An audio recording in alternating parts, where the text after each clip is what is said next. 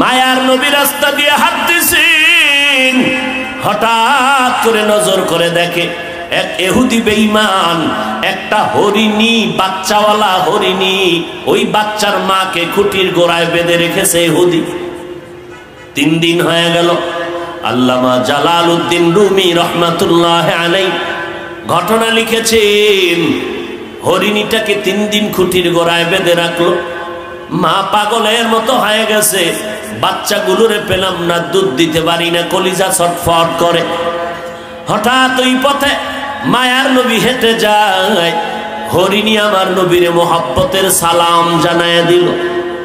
সালাম জানাই আবদার জানায়, রহমতের নবী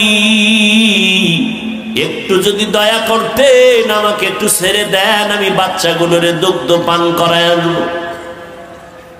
নবী চিন্তায় পড়ে গেলেন, আমি যদি খুঁটির গোড়ার থেকে রশিটা ছেড়ে দেই তো মালিকের অনুমতি নেই, হবে না।